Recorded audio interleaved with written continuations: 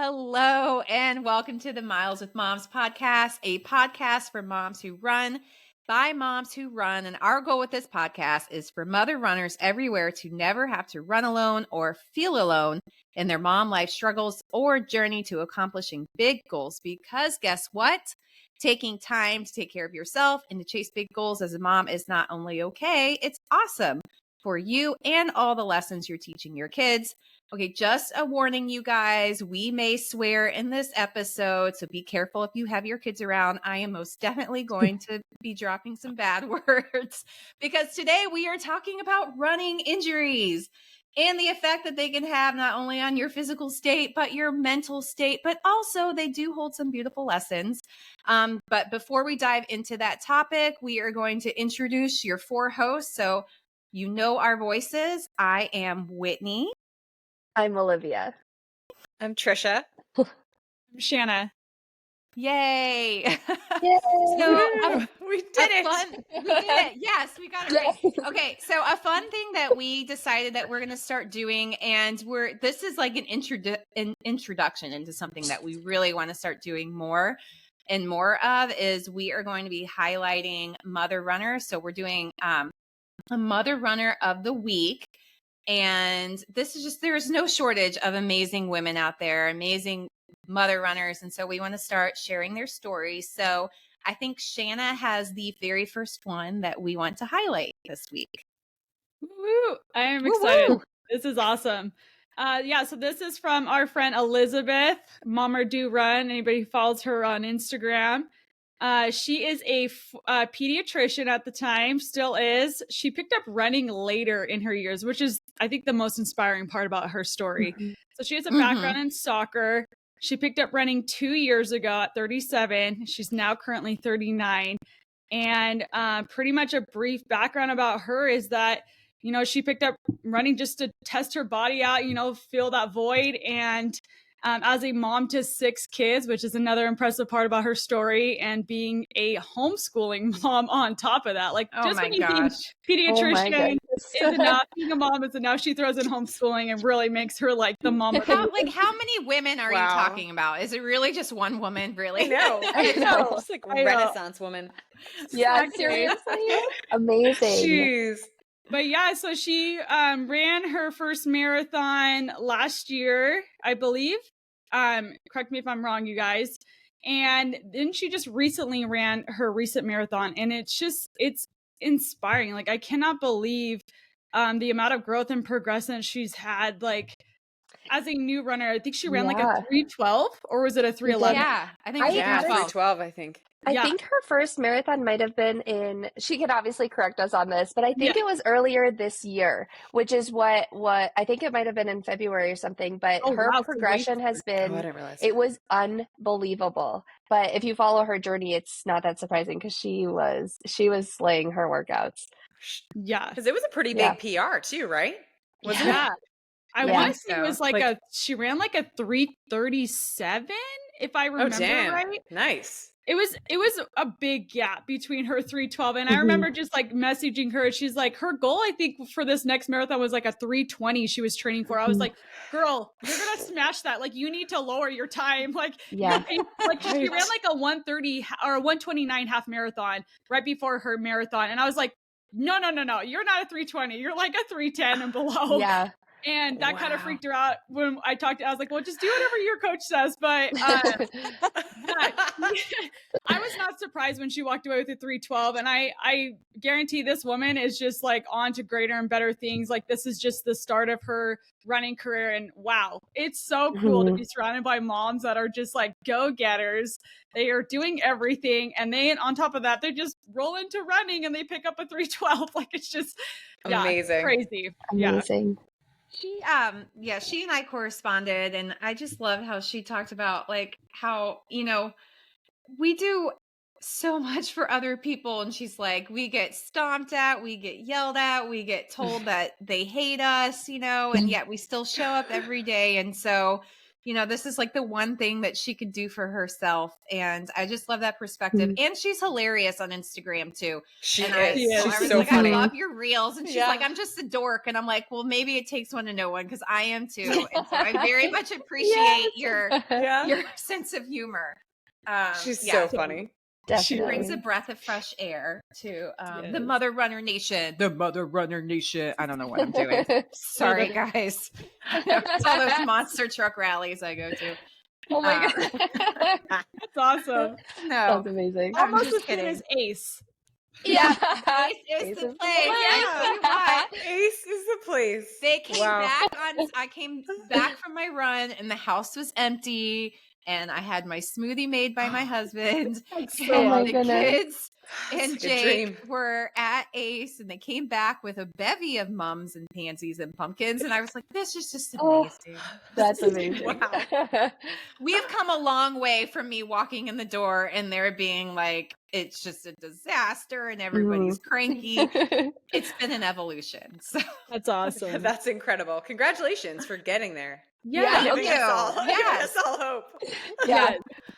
Beautiful. I mean, it's not Skittles and sunshine every time, but you know, those times just make you appreciate the good times that much more. Oh, right? definitely. Right. Yeah.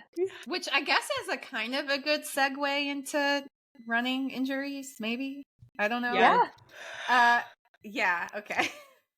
So before we hit record, I was like, I'm going to share let's talk about the good stuff that we've garnered from our running injuries, but also I'm gonna have to be real and be like, it sucks. I mean, it really sucks being injured. And you guys nominated me as the person to go first. You are the winner. Talking about running injuries because so we don't have like 12 hours to do this recording, so I'm gonna try to wrap it up in like a beautiful little package and bow kind of. But around the time that I started the Mother Runners, and including my Instagram account, I got injured like a month later. And that was in the summer of 2019. And so I have been kind of in this injury and illness cycle since then. So we are recording this in October of, this will run in November of 2024. So it's been over 5 years. And I have been healthy. I have run, a couple marathons since then. I did have one good year. But so I'll just quickly, I was doing trying to do the one shot, trying to qualify for an Olympic trials marathon, doubled my mileage, was very much stretched thin, overtraining, tripped on a run. Was doing everything I could to take care of it. And I was doing a tune-up half before my marathon. And I was telling my coach, like, it's really hurts. And he was like, well, just run the half and see how it goes. And I tore it during that half marathon. And tried to, went, still raced the marathon, ended up taking about a year off to rehab. It was a high hamstring injury. Came back for I don't know, a couple months, 2 or 3 months. And I got the COVID shot and got pleurisy from that. So then I had to take off a couple of months or 6 to 8 weeks off because I had lung inflammation from the first COVID vaccine that came out. And it was crazy. Like that kind of stuff has never happened to me. And I ended up in the ER like 12 hours after getting it. It was nuts. And so came back to running for 6 weeks. Tore my plantar fascia. Again, never had foot pain before that. Took almost about a year to come back. Came back, got COVID. I was back for like 6 or 8 weeks. I got COVID, got long COVID, had to take more time off running, but then eased back in, and I had 10 solid months. And I was able to race 2 marathons, and I PR'd in the marathon. I PR'd in the half marathon, and I PR'd in the mile time twice at the end of mile repeat. So I had like a good 10. That's very cool. Thank you. So I had a good 10-month stretch, but then after my marathon, so this was in the spring of 2023, I was starting to deal with some hip pain and quad pain. I have been dealing with quad pain, like this weird nerve entrapment thing ever since I tore my hamstring. That's still an issue, but I feel like I know how to manage it now.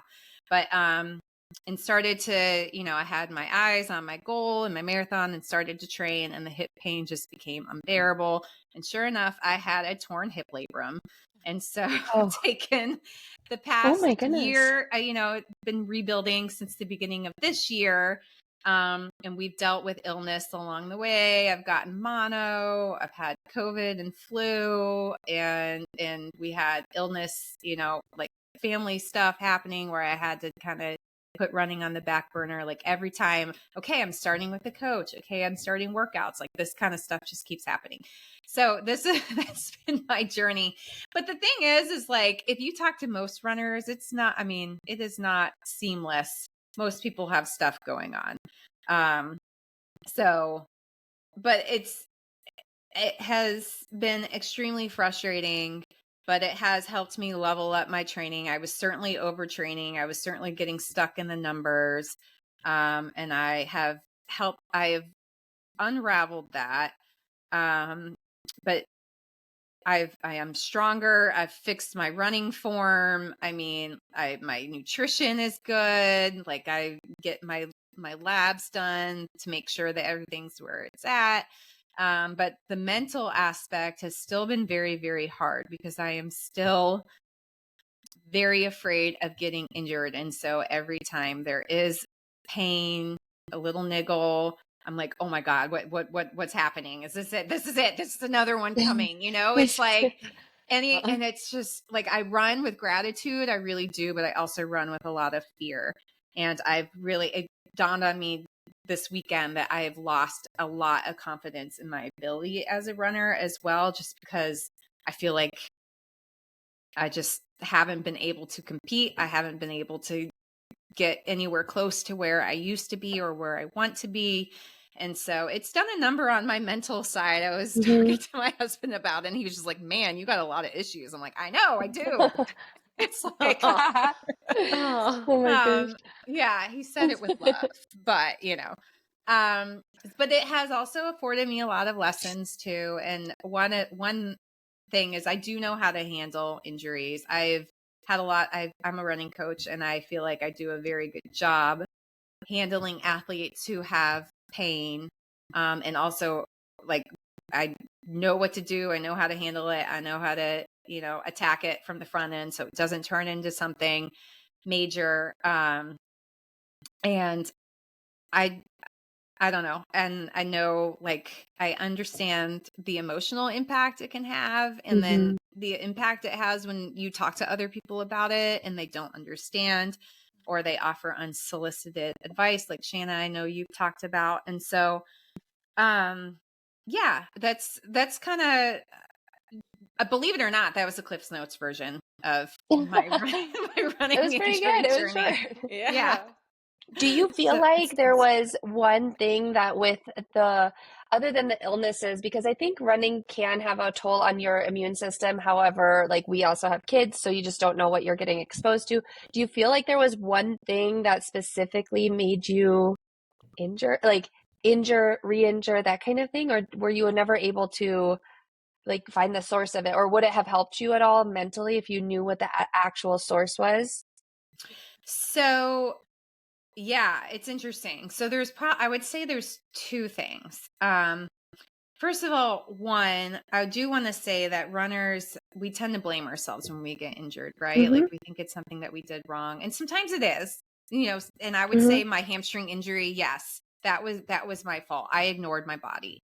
Because in my mind, I was like, if I'm going to be a 2:45 marathoner, this is the way that I have to train. And I was running way more than what I was training, way harder than I was recovering. That's for sure.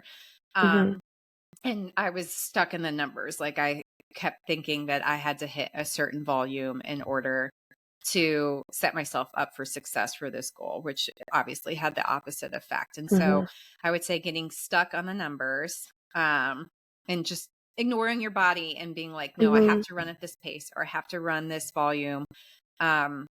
That can set you up for failure. That's one reason why I really love the way you guys train, Olivia and Shanna. with your coach, because it is like time based. It's not, and it's heart rate based. And so it is sets you up for success as far as being in tune with your body instead of like these metrics that really don't mean anything. Yeah. And then the second thing is I've met amazing and worked with amazing physical therapists. But the one I'm working with now, he was at the Bowerman Track Club for many years. Like, he knows runners. And I found him when I sent out a message on Instagram where I was like, something is wrong with my form. Help me. And it all kind of goes back to amazingly, like, when I probably gave birth to my daughter and she got stuck, and that just kind of jacked up, like, I mean, Trisha, you can talk about this, but it just kind of jacked up my right side, honestly. I think that kind of is ground zero. And then over time, that led to me just being really tight on my right side. And I had pelvic floor. Yes. So pelvic floor. So my right side was overly tight and weak. It was like, yeah, it was tight and weak. And I just basically, I think that contributed. I don't know if that was the cause, but that contributed to whole right side lack of mobility. And so all my injuries have been on my right side. And so I think that also contributed. So I am very big on getting to the root cause of your injuries, not just treating the injury itself, but figuring out why. And sometimes they just crop up and, you know, they're a flash in the pan. But oftentimes, especially if you notice a trend, there is an underlying cause that you need to get to. And so I was really fortunate to find this PT who really, he did like a very specific, very focused gait analysis on me. And then we revisited it after I did like 1,000 exercises every day for several months to finally like get my right side back. But yeah, I would say those are two things, like the mental state, just being like, I have to train a certain way, even though my body was like, I am really tired, I am injured, this is not working for us. And then yeah, and like just really understanding that all the pieces of the puzzle matter. So if you're not getting sleep, if you're not getting proper nutrition, if you're totally stressed out from work or family life, like all of that is going to play into your recovery, which is then going to play into how you're able to train. So true. Okay. I said quality miles in one of my reels the other day, and I got a lot of questions about it. They were like, what do you mean by quality miles? And it said I'm not really hung up on, because it was like the highest mileage week I'd had maybe ever. I don't really know in total like what my highest mileage was, but just not being stuck. Because I remember when I first started, I would follow people and they were very stuck on that 100 miles at the end of the week. It's awesome if that's what works for you. I don't know that it would work for me. I've never tried it.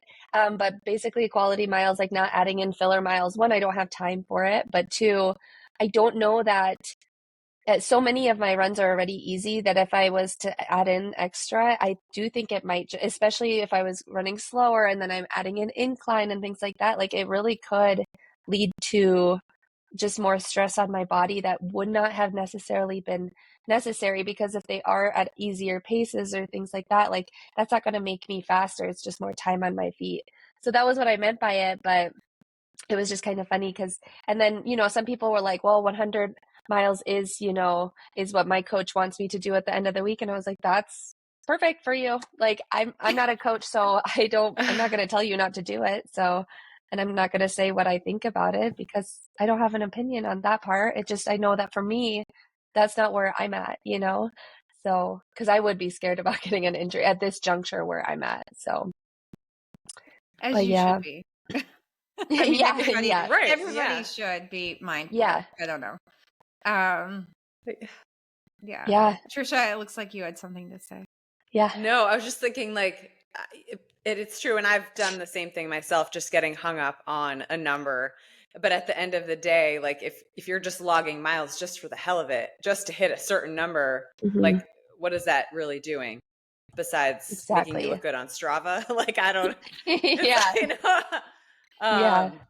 Yeah, there's, like you said, I feel like you can do everything right, and all of us are bound to have an injury at some point. I mean, there's just so many other factors that Whitney, you kind of hit the nail on the head. It's like we think about just the running, which in and of itself is a stress on our bodies. But then when you take into account us as mother runners, especially, most of us don't have stress-free lives, just the act of being a mother. So then you add in the lack of sleep, you add in hormones as a woman, you add in a job. Like, it's just the cumulative effect that people are like, oh, I don't understand. Like, I'm just running 50 miles a week, but it's like, okay, what else are you doing? Are you sleeping right? Are you eating right? And that's so true. I mean, and that's a great point too, is hormones have definitely played a role too, because like I have had issues with my hormones being out of whack or levels being too low or too high. And so I mean, I guess I'll add that too. Like there are so many things that can play into it. And I know that that's something for me too, that it's impacted my ability to recover. So it's like, you can do as much as you can to try to dial in everything, but as much as we hate it as runners, there's only so much we can control. Sure. So true. Right. The statement though of like, what else are you doing is tremendous. Like I think I've never finished actually a race and at the finish line not told my husband, wow, I need to strength train. Every time I finish, I'm like, that's crazy. If I would have strength trained, that wouldn't have felt so crappy, and it's because like, I'm very well aware of how important it is. I just think I took my running so long to see how long I could maybe outrun strength training. And so it's so insane. It makes no sense. But we all do it. I know. Yeah. It's so true. And I hate strength training. I personally do not find any enjoyment in it until I'm done. And then I'm like, I'm so strong. This is crazy. Like, it's so crazy. Like, it's so funny because strength training also, like, I always tell people when they start running and they're like so excited to hit a certain milestone of like, I ran for 30 minutes straight, or I ran for an hour straight after just a few weeks of doing it. And I'm like, running is amazing because it pays you back very quickly. And not in the sense of like weight loss or anything like that, but in the sense of accomplishment. It just does. And because consistency is really the only thing you need with it, which strength training is the same way. It pays you back very quickly. And even with that one, it could be aesthetically. And so for me, though, it was like, it paid me back so quickly because during my last marathon build, this was my only like running injury that I've really had to, like my first one that I had to deal with. And because my background is in ballet, where like you don't admit if you have an injury, you don't say it out loud, or you will just you lock that up tight, because if you are just so replaceable, and so if there's any form of weakness, injury would be seen as weakness. And so I danced until I broke my foot.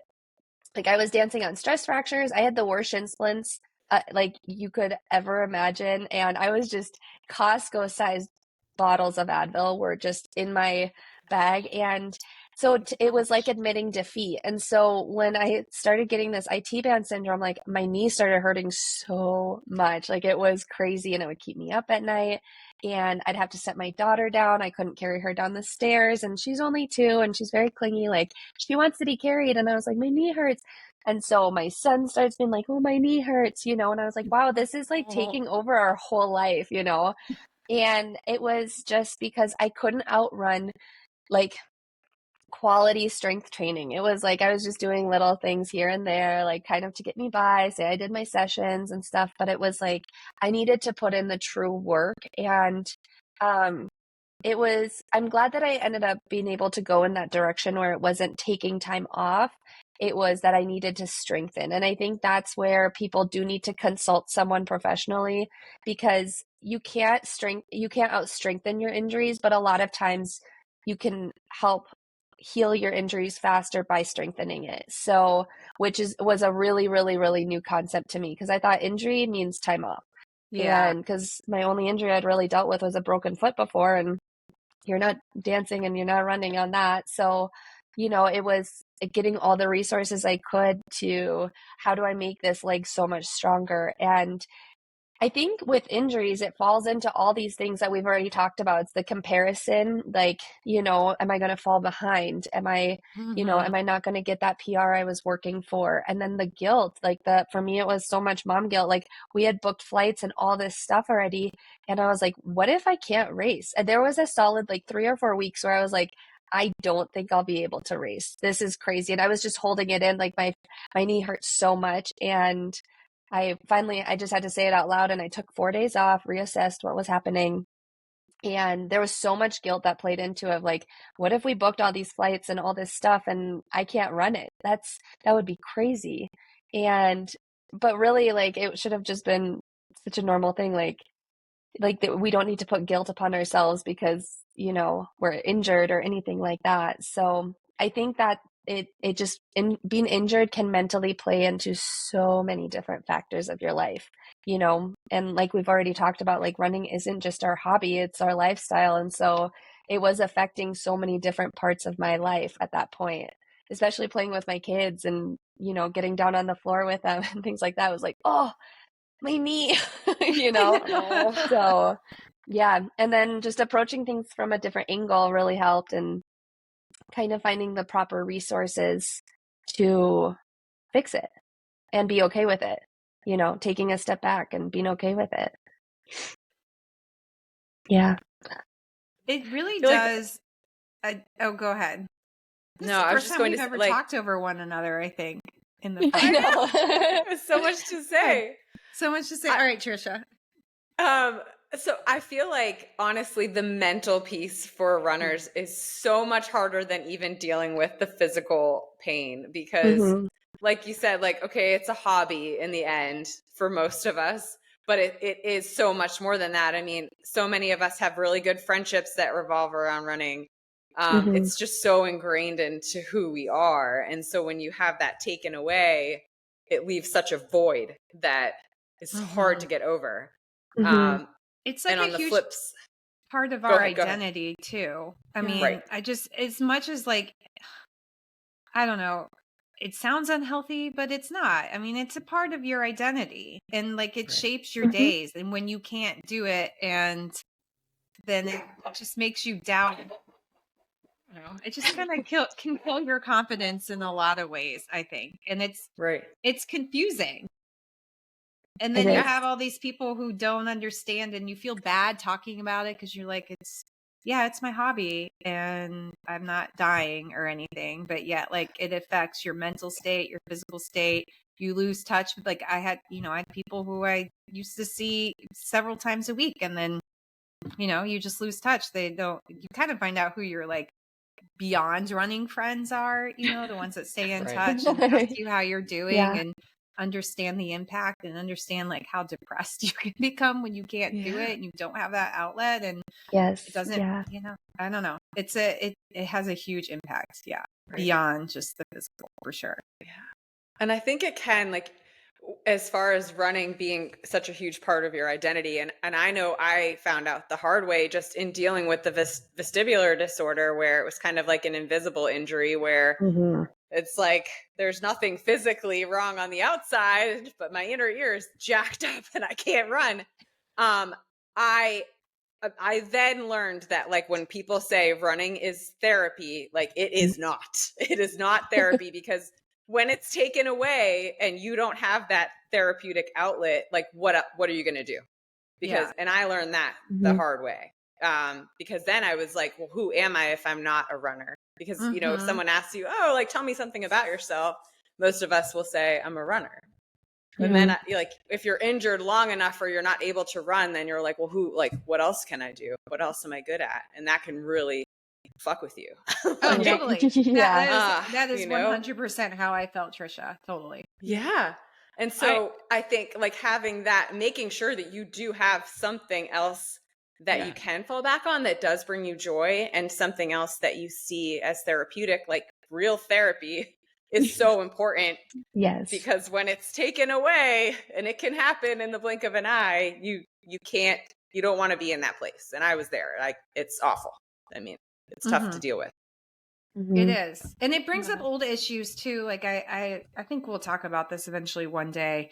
But I know, Trisha, you said that you battled, eating disorders to like a very serious degree. And I think a lot of runners have had issues with food and body image and eating disorders. And so I have struggled in the past, and I know that not every time, I've gotten better each time, but like especially with my hamstring injury and I wasn't running, I was like, I don't know how to eat. And then my relationship with food really started to suffer, and I was gaining weight, and it just kind of adds insult to injury of like, no longer am I not a runner. I'm not an athlete. And I'm losing all of my fitness.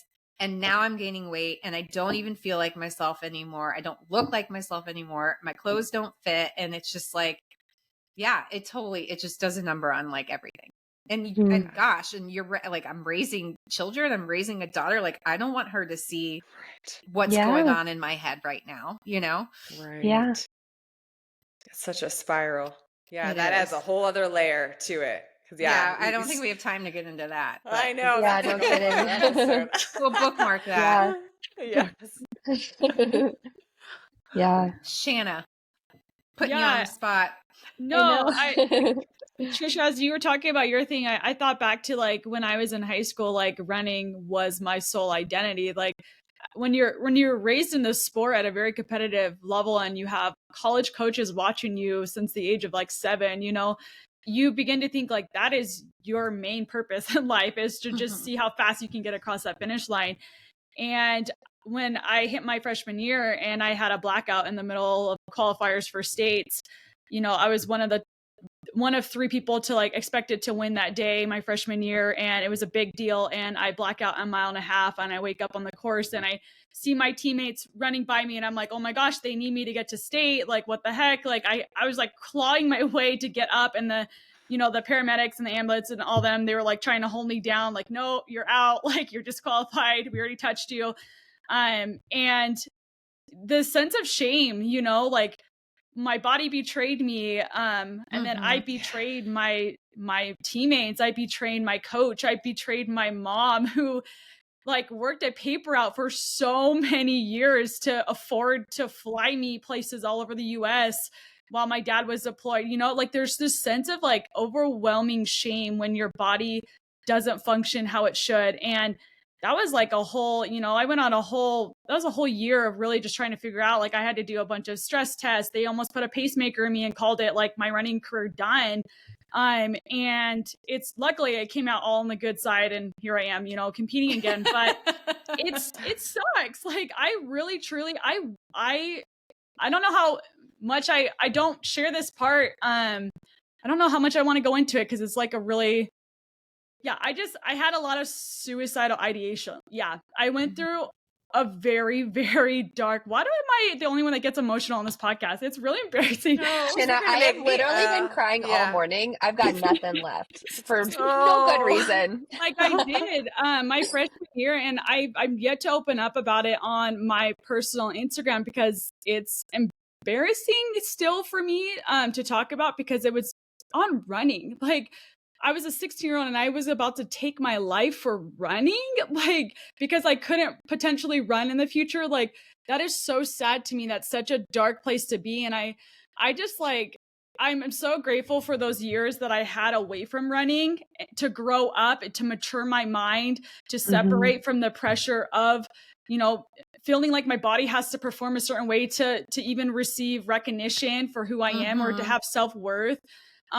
And really find so many other things beyond running. Cause I did hit that point, like after I graduated and I didn't go that collegiate route, I was lost. I was like, who am I? Like, I don't know who I am outside of this. And I had so many years, 11 plus years of just figuring out who is Shanna beyond a runner, who is Shanna not tied to that title of a fast runner. And I began to like love myself. I'm like, wow, like I went back to college, and started my degree for nursing, which is another story for another day. But I realized I was like, wow, I'm actually a really good student. I'm like, I'm not a C student. I'm actually an A+ student. Like I have some brains up there, I just was so obsessed with running. That's literally all I thought about every day, every night in my high school chapter. And so I think injury is so scary because it not only is it a mental outlet for so many of us, for so many ways. A lot of us found the sport because of trauma. And so, Right. you take that away, the one outlet that helps you deal with trauma of some sort or some way. And what do you have? And unless you're going to therapy, like, you don't have anything else. And so it does feel so isolating. You do start to blame yourself. You do start to think, okay, well, it's all my fault. It's all me. Like, what could I have done better? And yeah, it's really, really dark. And it makes me sad that so many people like to knock people down even harder when they're in that phase, rather than just saying, hey, I know this sucks, but I'm right here. Message me. Like, if you need to talk about it for the 50th time, like, right here to listen. I may not have advice, but I'm here to listen.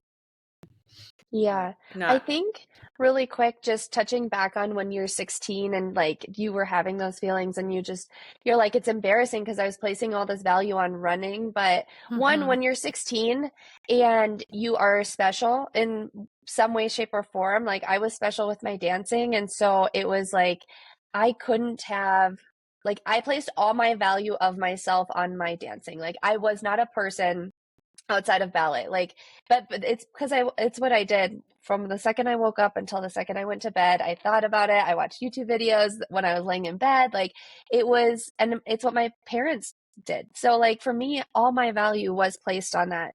And so when you're special at something, you put all of because think about even if you're not, like, teenagers put all their value in getting attention for whatever it may be because they want that attention. And so when that was taken away from you and you have all these awful, awful thoughts and this depression, it's like when you're 16, so you don't know how to manage it.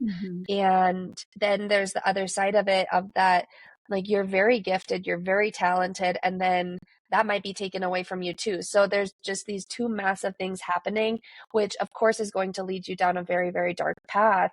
And it happened when I stopped dancing too. It was such a dark time. I had broken my foot. And so I thought it was like this thing that I was like, oh my gosh, this is amazing. My whole world just opened up. And then like a week later, it was so out of control. But I think because so many people, after pursuing such an athletic endeavor in such a strong way, they don't know who they are afterwards. Like that was how my dad was. He was a dancer his whole life, and then he was just not a person anymore after stopping dance, because that was what he did, but you can only take it so far. So I think giving yourself a little bit more credit for that those were very real feelings. They weren't embarrassing. They weren't just 16-year-old feelings. Like they were very real.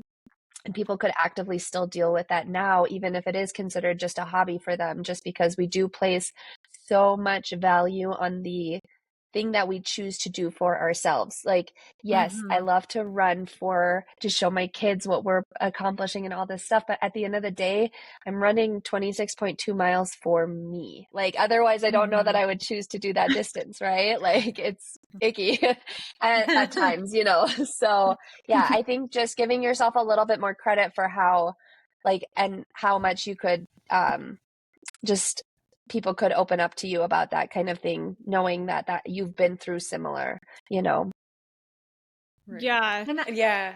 Yeah, go ahead. I think it's an issue even as an adult too, even if you're not 16, because like you said, it's something that we choose to do outside our other roles. And it is, like we said, it's a lifestyle. And so when that's taken away from you, you are kind of like, okay, now what? What now? What am I good at? What am I good for? Like, I don't know. It's just, it just is like a full assault. And so I feel like a very important lesson that you guys have hit on is to recognize what else you are, and then have kind of something else. Like I think I said maybe in the last episode, I don't know, that I'm big on like contingency plans and plan B. So like maybe thinking ahead, okay, if I do get injured, what's something else that I enjoy doing? Or like, I don't know, just kind of having like a backup plan to help cushion the blow, because it is such a blow. I don't know. Yeah. And also knitting, too, embroidery. knitting. Yeah, knitting. No, definitely not knitting and embroidery. Those are my contingency plan. Don't take them. No, I'm just kidding. Yeah, the good old, runner's high. We get the knitter's high. Yeah, Very Miles similar. Like yarn with moms or something. Feel those endorphins. Yeah. And Shanna, you met just with the whole suicidal ideations and feeling so low. I hope that you and no one else feels embarrassed, but it is it comes along with so much shame. And I had a post that I put up about a month ago because I was in the same place just a couple years ago, and it was a lot that played into it. But then when I couldn't run on top of it, and that was my source, my number one outlet for stress, and that was taken away, it was a really hard place to be in. And so, there is so much more than just running as a hobby. And I think you can't really persuade anyone else to believe that doesn't run. Right. But don't be ashamed or embarrassed. I mean, I put it out on Instagram last month and I thought I was going to throw up. So it was I saw it and I was like, that I resonate. What you've described has been me in the past as well. And so, Shanna, thank you for being brave. Yeah. And thank sharing you. that. And Trisha, you too. Thank you. Yeah. Now I need to go back and read that post. Oh, I'll find it. I'll share it with though, because I mean, I think we're in an era where mental health is really more openly talked about than it was back then. I'll be honest, when I attempted, I was in my room in my house. My parents didn't know until years later. Thank the Lord something stopped me in that moment. But yeah, I just none of my family knew. That's how alone I was in that situation. But back then it's it was almost like an embarrassment for your family too. Sometimes my kid is crazy and, and I didn't want to go to a psych unit, and it's just the amount of shame around going through mental health, even though it's more common than it feels which is sad. But I love that we're in an era now where you can kind of scroll through Instagram and you can see people talking about it. And I'm yes, thank you. There are especially youth that are growing up with social media comparison. It is in your face all the time. I don't know how they deal with it, but it's common for them. Suicide, I'm sure, has probably gone up just from social media itself being prevalent. I read a book called The Anxious Generation. Have you guys read it? No, it sounds really where, I mean, I was showing my kids, I was like, you are not getting on social media. You are not not until you are well into your 20s, because it's crazy the mental health effects it has. There was something I was going to say, but I forgot. I will say though, spinning into the positive, right? Because I feel there's a gray cloud looming over us with that. Going through my Achilles flare up. I don't even know if I don't want to not call it an injury, because I feel that's us downplaying things, but it really wasn't and didn't put me out. It wasn't a tear or anything insane. It was definitely a flare. And when I met with the PT, I realized sometimes I think we could some injuries are trainable through. Some injuries you can strength train through. Some injuries don't require weeks off. And so just to make sure you seek professional advice on that, because on my social media, I just barely mentioned it. And I can't tell you how many people, I mentioned on the last episode, it was so annoying because I got so much input and advice from just everyday people that weren't PTs or anything. And I was just feeling so much guilt. Am I running through this and I shouldn't be? Am I going to tear it? Am I going to make it worse? I text Olivia so many times. I'm I just don't want to tear it. I just don't want to be out for a year and a half, And then I messaged his PT and he was like, oh, you're totally fine. It's a little inflamed. Well, you just got to watch it closely. Don't let it go above a 4, blah, blah, blah, blah. But this is what we're going to do to strengthen it and get it better and back on track. And it was more of an intensity thing than it was a volume thing.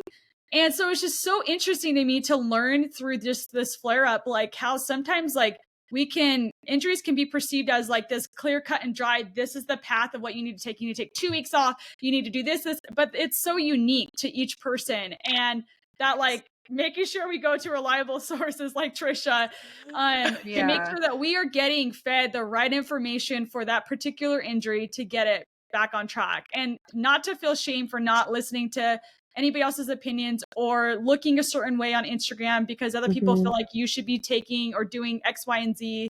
But that you just listen to the advice of the professional and you do your best. We're human. We're going to make mistakes along the way. And that's it. Like, I don't know. I have like on my athletes, I'm like, make sure you have a PT that works with runners too. Cause I mean, it's like a lot of like Trisha can talk about, I mean, especially soft tissue soft tissue issues. Like, I did not mean to rhyme there. It's like, you need to load the tissue to remodel it. I mean, that's how, so like working with like running, and I do that too. I'm like, if I feel something, I'm like, oh my God, I gotta take time off. Running is the enemy, and it's not. Like it's a strengthening exercise, and if you do it the right way, like it can actually help you. And if you end up just taking a whole bunch of time off, like that can actually hurt you in the end, because not only is it not going to load the tissue to make it get stronger and better, but now you're like kind of degrading your system so that when you start back, you're like from square one. And so it is a delicate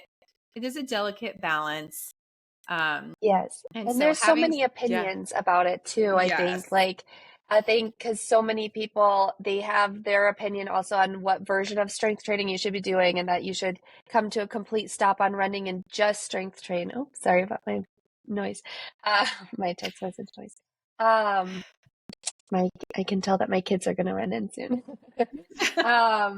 Anyways, just that when I was told to, so when I had my IT band thing, I came to a complete stop, and it was like, okay, does it hurt all the time? What, like, kind of reevaluating where I was at, right? Because I was running every day, other than Sundays, of course, like a rest day. But, and then just the idea, I was like, am I going to have to take all this time off, or is this one of those things where I can strength train through it and make it better? And also just finding strength training that works for you. Like I said, I'm not in love with strength training, but finding versions of things that will make me stronger. So I do love body weight exercises where I don't have to pick up weights, but my legs will still get stronger, or using like, I don't know what they're even called, the medicine ball, those heavy ball. I wish I wouldn't have said the heavy balls, but here I am. I'm not mature enough to say it, you guys. Here we are. I'm just not mature enough to say heavy balls without laughing about it. I'm so sorry. Balls, right? Medicine balls. And so doing workouts with heavy balls. See how many times you can say balls. No, I'm so sorry. We're gonna have to edit this. I'm so glad that we're tiny balls. So immature. No, I'm here for it. Oh, that is so interesting. And just learning things like to do exercises that I truly enjoy, and lots of things, even like Pilates, and I'm glad I'm not the only one just giggling at. God, no, I am the worst. No. Well, I was like, oh no, I'm gonna say balls like 3 times in a row now, and I was like, I can handle once, twice, but the third time I was like, oh no, I'm gonna start laughing. Like, I knew it was gonna come. So I was like holding my hands out too. So if anybody's watching it, you're gonna get the visual of me with beautiful the balls. Oh, I think my grandma watches this, so that's not good. Oh no. Sorry, Grandma. Oh my gosh. Anyways, I hope I don't even know what you're talking about. I don't know either anymore. Now. You guys, I was just trying to lift that gray cloud. Okay. Just a little bit of you lifted it. Anytime we talk about heavy balls. Exactly. Nice. Oh my gosh. Anytime that we're talking about something too serious, I'll end it with balls. I'm not even going to title this like the running injury episode. It's just going to be like balls and more balls. Balls. Right. There we go. Oh my gosh. Anyways, so like you need to add in some like input on this because from your professional standpoint, like yes, no, your advice for runners, like when they're injured or going through those phases, like your advice as a professional in this field. Yeah, and I think the biggest piece of advice you already said was seek out the advice of a professional. Yeah, because the number one thing people will do is automatically research Dr. Google. And they either need to have their foot amputated or they've got to do some absurd exercise, So find a PT that specializes in running, because there's going to be a big difference between not only someone that can appreciate where you're coming from as a runner themselves, hopefully, but they'll know how to approach it better, because there will be some PTs that will tell you just to rest and do nothing. And, maybe do some light stretching or some band work, where depending on the person, obviously, and what the injury is, an active recovery. And that's actually the name of the clinic that I just started working at, is Active Recovery and Performance, with that exact. Are they sponsoring? Are they our person? I know. I need to ask him to. But yeah. And that's the reason why he named it that, was because you don't want to just do nothing, because in the process you will get weaker. And I think injuries in and of themselves can be a really big blessing and such a good learning experience. And 9 times out of 10, once you figure out the root of your injury, if it is because of some muscular imbalance or, gait abnormality, once you can address that, you're probably going to be a more efficient, stronger runner in the end. Mm-hmm. So sometimes being injured is a really good thing, and it makes you appreciate when you can run injury-free and pain-free so much more. So those are the biggest blessings right there, I think. Right? And I will add to seek out professional advice, but then also trust your gut too. So if you're working with somebody, and because I have been treated for the wrong injury, I was treated with plantar fasciitis for a long time, and I was sleeping with that thing that would stretch out your foot, and it was torn. That was bad news for what I was dealing with. No. And so if you were doing something, if you were doing the exercises and it's not feeling any better, then you either need to go see somebody else, or I am a big one, and I know everybody's different on this, but I am very big on getting an image so that you can see what's actually going on. And and I have helped athletes that I've worked with who have been treating things one way, and I'm like, this is not working. You need to get it in. And it was totally something different. And so I'm a big believer in, if it's still bothering you after you've been doing, XYZ for 4 weeks or whatever, take a look under the hood and see what's actually going on. So then you can have instead of guessing, what you need to do. Hopefully you know what you need to do. Yeah, that is great advice. Yeah. Honestly, I think that I will say, I think a lot of it is a lot of times to see a PT, you need a referral and for it to be covered by insurance. And so people are worried about the cost. But if you think of it in the sense also of, you can't put a price on your health and your overall physical well-being. This could cost a lot more surgically, or just time off mentally, all of that. If you are not going to go get it looked at, but maybe just take that investment in yourself and go have it looked at even one time. It will give you just clarity and peace of mind. And then if you do have to get it relooked at, that again, you're just investing in yourself, because I think that that's such a hard, it's so easy to say, hey, just go get it looked at, and you're trying to make an appointment with a PT, and you feel guilty and all this stuff, but how important it is. And then also just going and getting it re-looked at.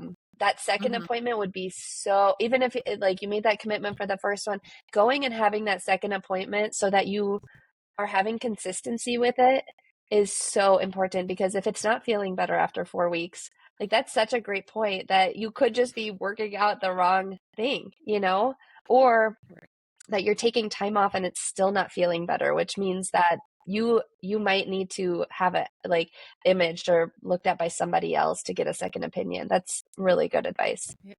Yeah. And I think people forget too, and this applies to anyone in the medical field, but you're the patient, but you're the one that's going somewhere to pay to be there. So don't be afraid to ask questions, and you have to be your biggest advocate.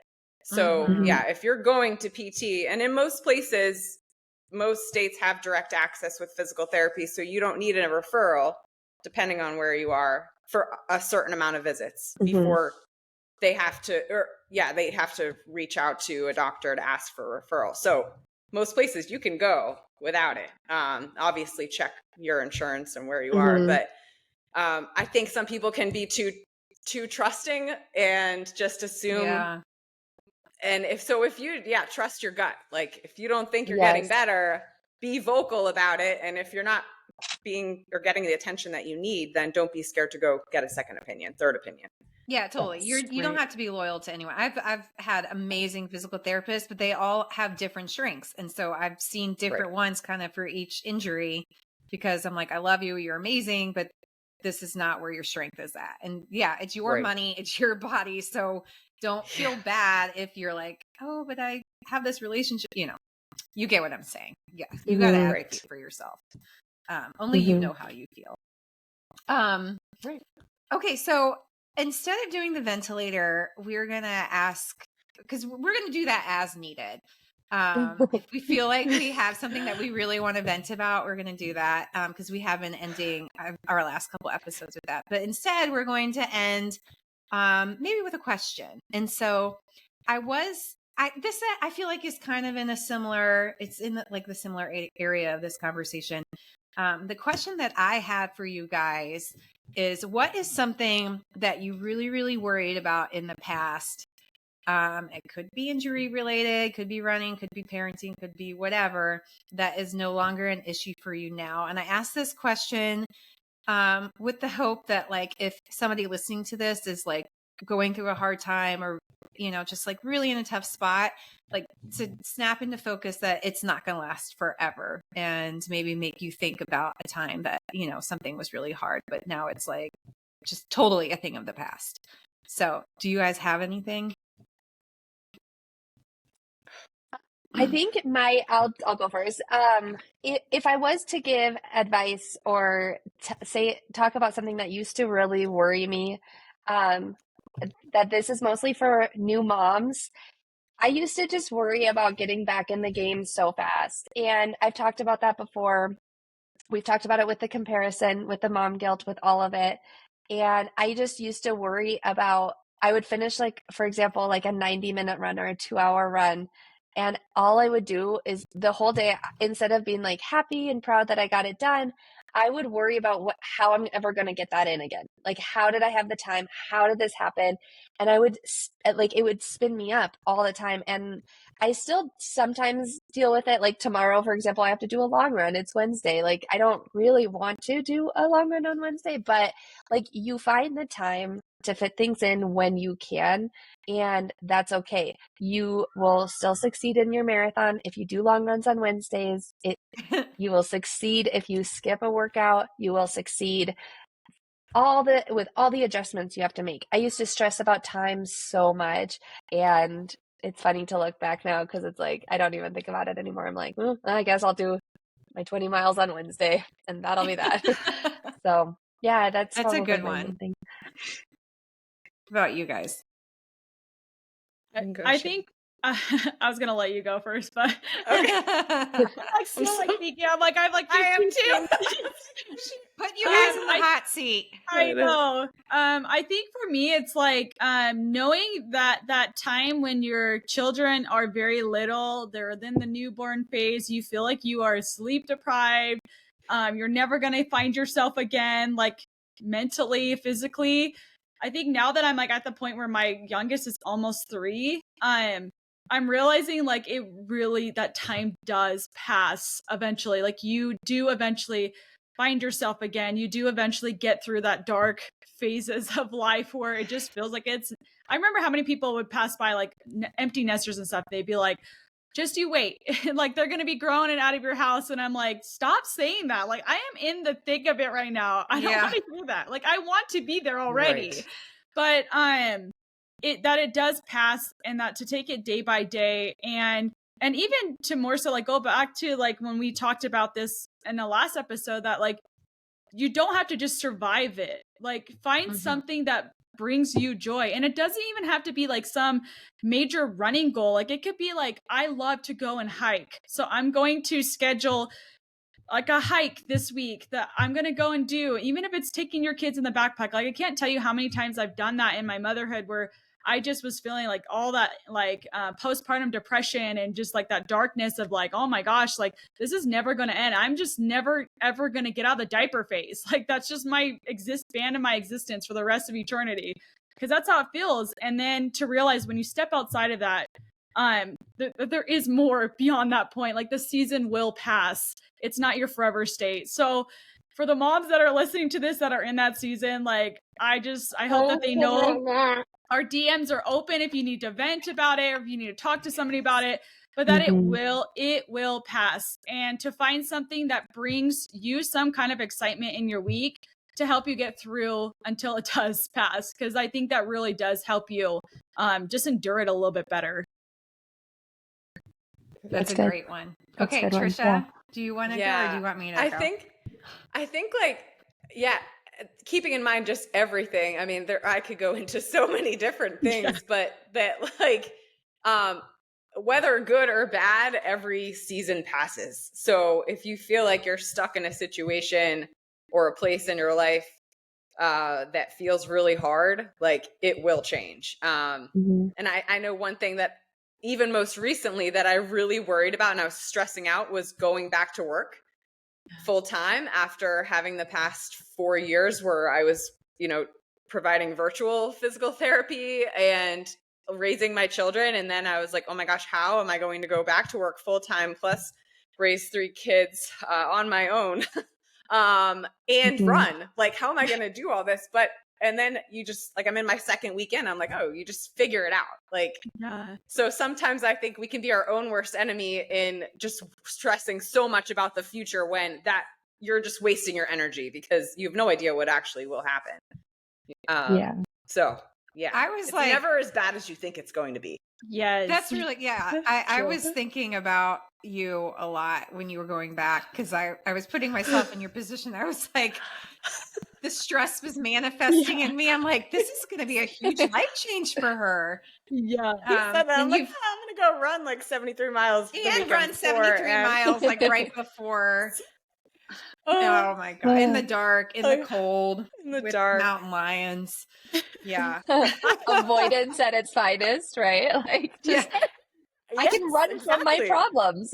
Literally. Yeah, quite literally. Yeah. Yes. And I think I'm pretty good at that where I'm just like, it's fine, everything's fine until the very last minute. It was like the night before I was like, oh shit, how am I going to do this? You're a duck. Here we are. Where you look like you're just coasting along, but underneath you're like, your little feet are paddling and you're you fooled us all. Freaking out. Yeah. I fooled myself. And okay. You're right. Like you do figure it out. I think we do that. Like we forecast and we're like, how are we going to do this? And then it all works out. And I'm going to go like in a totally different direction for mine. Because I have older kids. They're 7 and 10. And they have had in the past, they have had like big time anxiety where it's been really hard to get them to school.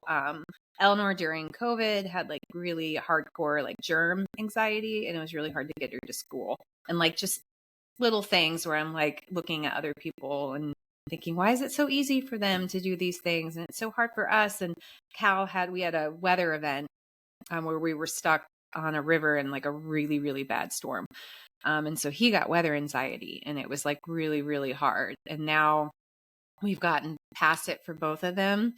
And like, it is a thing of the past where when we were in it, it was like, we're never going to be able to do anything again. And they're never going to make it to school. And it's just like, now it's not a big, things that were huge deals are not big deals anymore. And I think that's kind of been a trend throughout parenting, right? It's like, they're never going to sleep. They're never going to be potty trained. They're gonna melt down every time we go to the grocery store. You know what I mean? It's like, and when you're in it, it just feels like it's so big and it's so permanent. And it's the same with running injuries too. And it's not like Trisha said, like even those situations, like you figure it out and you do what you need to do. And like with injuries, it may take time to figure out like what the next steps are, but you do. And so I think just trusting that and trusting that like eventually things will work itself out one way or the other, as my grandma used to say. And I'm like, well, I don't really know if that's a good thing or not, but it's all gonna it's gonna be a thing of the past. So I went in a different direction with that. Love one. it. Like that. That's great. Yeah. Okay, so we're also gonna start reading a review because we've gotten some reviews. Yay. Thank you. If we get a bad one, we did get one that was like they weren't happy with our audio quality, which we talked about, but we're still working on it. I'm gonna read one unless you guys want to read one. Go for it. Go for it. Go for it. This one is called Real Talk, and it says, this podcast is honest and real about the challenges of running as a mother, but even if you're not a runner, you can apply many of the lessons to other aspects in your life. I highly recommend it. So thank you so much to whoever, they didn't leave their name, whoever wrote that. That's what we're trying to do. So that's awesome. Thank you. Do you guys have anything else you want to say?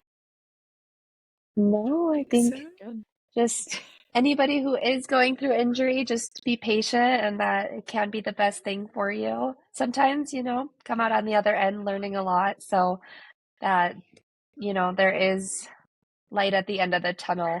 I don't know if we said that, but that there is, so.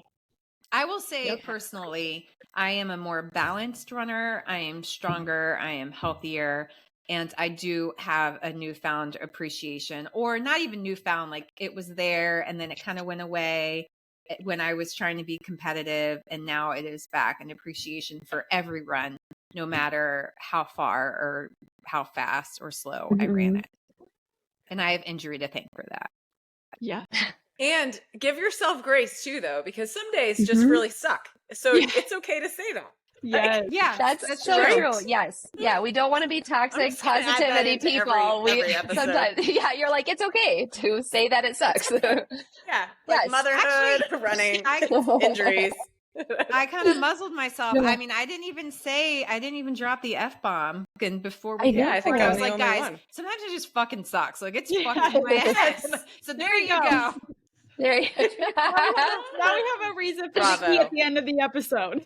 Exactly. It's officially explicit. Oh, my gesture of balls wasn't enough for you guys? Are you serious? No, I'm just kidding. That's the amount of times balls was said. I know. Yes. That's a perfect way to end. To do my part. Your husband have the hand motion. Your husband's gonna listen to this, Olivia, and be like, "Yeah, that's right." Exactly. That's my girl lifting heavy balls. Oh my God. And that's a whole new imagery. Thank you. I know. It was my session. All right. And on that note, we want to thank everyone, all of you guys for listening and letting us be a part of your running journey and your day. We're really honored and we are so thankful that you're here. And if you can, we would love it if you subscribe so that you can be in the know whenever Olivia wants to talk about balls. I will fully support you, Olivia. Oh my gosh. Different size. Whatever all colors, size. all sizes. We would also love a rate, review, and a share because that helps us really grow and reach more mother runners, which we really want to do. So talk to you next time. Bye. Bye.